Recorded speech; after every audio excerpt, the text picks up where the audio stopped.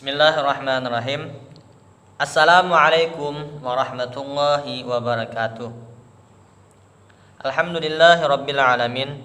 Wassalatu wassalamu ala asrafil anbiya'i wal mursalin Sayyidina wa maulana Muhammadin wa ala alihi wa sahbihi ajma'in, amma ba'd.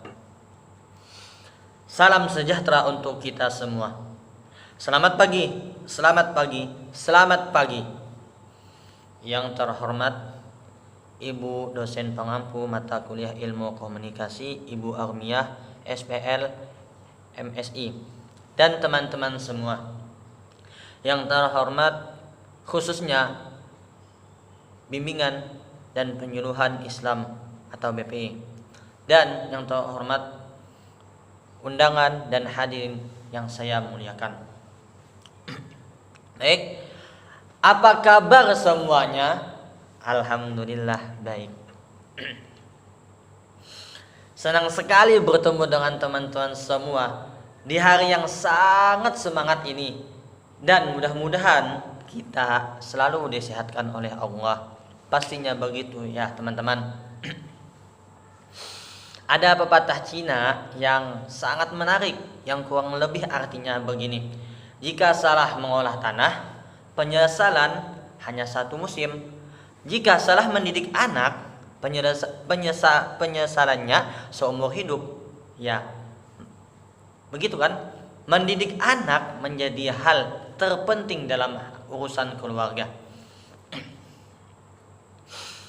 Bersama saya, mahasiswa UIN Antasari Banjarmasin, jurusan atau prodi Bimbingan dan Penyuluhan Islam Fakultas Dakwah, kita akan membahas tentang peran PKK dalam pola asuh anak dan remaja yang menjadi topik pertemuan di pagi hari yang sangat cerah ini. Jadi, dengan tetap santai dan semangat, kita akan bahas bersama bagaimana peran PKK dalam pembinaan pola asuh anak dan remaja dalam sebuah keluarga. Sebelum saya lanjutkan, menurut teman-teman, apa saja tantangan terberat atau masalah apa yang banyak dihadapi dalam mendidik anak dan remaja saat ini? Apa? Betul sekali. Ya, apalagi? Betul sekali. Ya. Iya, emang betul itu.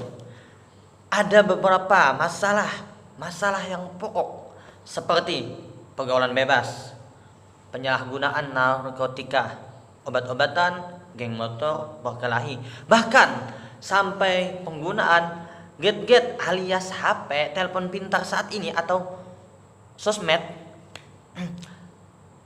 Sekarang ini sangatlah mengkhawatirkan. Dan di antara banyak persoalan kita dalam mendidik anak tersebut, kita akan fokus pada masalah kecanduan smartphone atau gadget HP dalam kalangan anak dan remaja kita saat ini. Sekali lagi saya sapa hadirin yang saya hormati. Saat ini penggunaan smartphone atau gadget sudah sangat umum di negara kita ini. Umum sekali sangat. Bahkan sampai ke desa pelosok pun sekali, jaringan telepon seluler itu sampai tersambung dengan internet yang bagus. Ditambah lagi semakin menarik permainan atau game yang di bawah HP atau gadget tersebut, baik yang dimainkan secara online ataupun offline, memberikan daya tarik yang luar biasa, sangat luar biasa, sehingga kita dapat memainkannya berjam-jam, bahkan seharian pun, bahkan sehari pun tidak merasa bosan sekalipun. Parahnya, hobi main game dan lainnya, termasuk chattingan melalui internet, sudah menular juga ke anak-anak kita. Bahkan menjadi kebiasaan, menjadi tren, hal yang umum, menonton YouTube, merompi di grup WA, Twitter, Facebook, IG, dan lainnya. Kini bahkan hanya kini bukan hanya pekerjaan para ibu-ibu atau bapak-bapak, tetapi juga merusak kepada anak-anak kita kini yang banyak kecanduan gadget smartphone. Ya kan, benar sangat sekali kan, benar sangat kecanduan, benar. Kecanduan jadi bukan hanya seperti bapak-bapak yang kecanduan menonton merokok, menonton sepak bola, bahkan nyatanya pun anak-anak kita kecanduan dengan smartphone gadget tersebut. Gadget atau smartphone satu sisi sangat bermanfaat, dalam artian apa? Memberi dampak positif. Namun jika berlebihan, ingat, jika berlebihan kita akan sampai ke sisi lain, yakni dampak negatifnya. Dampak negatif ini misalnya berkurangnya kegiatan fisik. Apa? Kegiatan fisik seperti bermain di luar rumah, itu kegiatan fisik. Kenapa? Yang mana kegiatan fisik itu juga bisa mengasah kepekaan panca indera kita terhadap lingkungan. Nah, itu dampaknya. Bermain juga melatih hubungan sosial dengan teman-temannya. Nah, itu kegiatan fisik tadi yang merangsang pola pikir anak-anak tadi dan kerja positif untuk memahami orang lain. Nah, itulah dampak negatif tadi. Termasuk manfaat bermain juga adalah membangun imajinasi dan pahaman lingkungan bermain bagi anak-anak. Sebenarnya simulasi atau latihan menghadapi keadaan sebenarnya saat anak-anak kita dewasa kelak. Masalah berikutnya lagi berhubungan dengan kecanduan gadget atau smartphone tadi adalah kurangnya hubungan dengan orang tua, saudara, dan keluarga. Ini ingat, dampaknya sangat besar. Kurangnya hubungan antara orang tua, saudara, dan keluarga. Inilah yang sering terjadi pemicu kesalahan komunikasi karena waktu untuk bersama dalam sebuah keluarga di mana ayah dan ibu dan anak-anak bercengkrama bersama dalam sebuah keluarga. Itu kesempatan seperti ini sekarang berkurang. Kenapa berkurang? Karena adanya gadget atau smartphone tadi. Sebab selain sibuk dengan kegiatan masing-masing, ada acara TV, ada smartphone yang sudah mengurangi kebersamaan itu. Sekarang masing-masing malah asik dengan gadgetnya. Betul atau tidak? Apa ini fakta atau mitos? Ini masalah. Jadi sangat masalah ini. Nah, belum lagi kalau gara-gara asik main gadget atau HP tadi, anak-anak kita lupa dalam kewajibannya beribadah, lupa dalam mengerjakan tugasnya, lupa dalam belajar, dan lupa sebagainya, semuanya lupa. Iya, berdampak buruk. Ini dalam dampak buruk bagi perannya dalam menyiapkan masa depannya. Nah, bukan dampaknya di saat ini aja, tapi dampaknya ke masa depannya. Dan yang lebih mengerikan adalah kalau anak kita terjebak dalam informasi yang salah. Itu yang sangat kita khawatirkan. Ketika anak-anak kita terjebak dalam hobi menonton tayangan-tayangan yang tidak bermanfaat, chattingan-chattingan yang tidak jelas, game yang tidak mengasah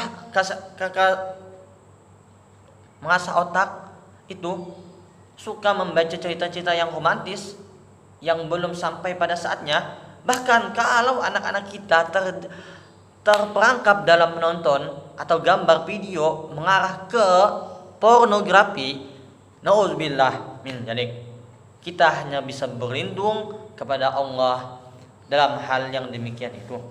Jangan sampai anak-anak kita menjadi seperti itu. Teman-teman semua, masalah utamanya apa? Apa sih masalah utamanya? Jadi anak-anak remaja kita seperti itu saat ini. Masalah utamanya yaitu 1. sering ibu-ibu mencari gampangnya saja dengan memberikan HP tadi atau gadget ketika ibunya sedang sibuk, agar anaknya tidak rewel, tidak bawel. Itu alasannya sangat sepele itu. Selain itu juga ada keinginan untuk memanjakan anak tersebut dengan memberikan sesuatu yang sama dengan teman-temannya yang lain. Nah, ataupun karena gengsi. Itu penyebabnya. Nah, masalahnya itu. Lalu bagaimana peran PKK? Peran PKK dalam hal ini? Nah, melalui PKK ini kita mengembangkan kegiatan dan penyuluhan terhadap anggotanya tentang pola asuh anak remaja. Bagaimana manfaat atau dampak positif dari gadget atau HP.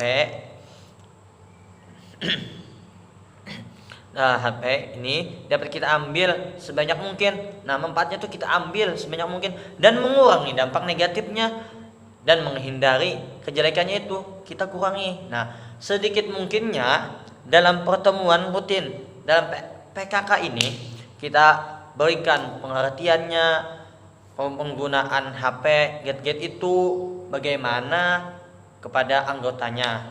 Nah, sebagai bagian pola asuh dari anak remaja kita. Nah, bagaimana caranya sebaiknya?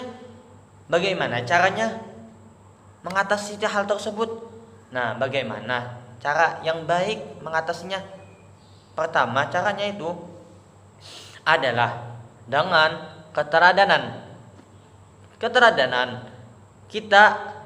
ini kita sebagai orang tua jangan main HP atau gadget itu terus di depan anak. Kenapa? Karena akan sangat sulit sekali menegur anak jika kita sendiri terus-menerus main HP di depan anak. Artinya kitalah yang menjadi contoh sebagai pengguna gadget tersebut dengan baik. Nah, demikian cara yang pertama. Cara yang kedua, jangan berikan HP atau gadget tersebut kepada anak sebelum ia berusia 13 tahun lebih. Paham? Jangan berikan anak itu gadget atau HP itu sebelum usia 13 tahun. Ini terkait dengan perkembangan otak anak yang belum sempurna, yang sangat mudah terpengaruh oleh radiasi HP maupun konten informasi yang belum dapat mereka pahami dan pertimbangkan. Jadi jika memang benar-benar anak itu perlu dengan gadget atau HP sebelum usia 13 tahun, berikanlah HP-nya HP jadul saja. Jangan HP yang canggih seperti hal seperti ini zaman sekarang ini. Itu yang ketiga. Yang ketiga itu adalah caranya apa? Membatasi waktu. Kecanduan gadget ini ditandai jika anak bermain gadget atau HP lebih dari 3 jam sehari. Itu banyak ahli menyarankan agar anak-anak jangan sampai main HP atau gadget dari 1 jam per harinya. Pembatasan ini memang cukup sulit. Ya, memang sangat sulit kita lakukan. Tetapi dengan pendekatan yang baik dan keteladanan dari kita sendiri, insya Allah pembatasan itu dapat bermanfaat dan dapat dilaksanakan dengan baik, insya Allah. Nah, hadirin sekalian, demikianlah yang dapat saya sampaikan.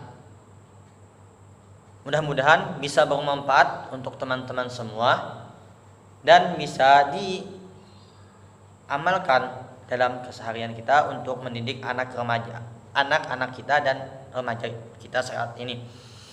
Sebelum saya tutup, saya sampaikan kepada teman-teman saya semua ini, ingat, HP itu mendekatkan yang jauh, namun juga menjauhkan yang dekat. Paham di sini? Nah, demikianlah saya tutup dengan ucapan terima kasih semuanya, dan saya akhiri dengan Assalamualaikum warahmatullahi wabarakatuh.